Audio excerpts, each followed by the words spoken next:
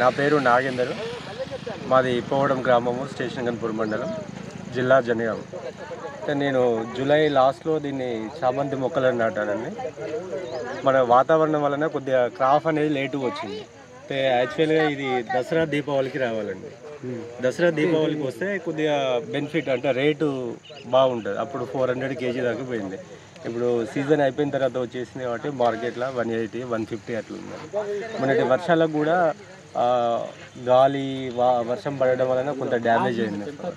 అంటే ముందు ఇప్పుడు సంక్రాంతికి ఏమైనా క్రాప్ బాగుంటే కొద్దిగా మాకు లాభాలు అనేది ఉంటుంది.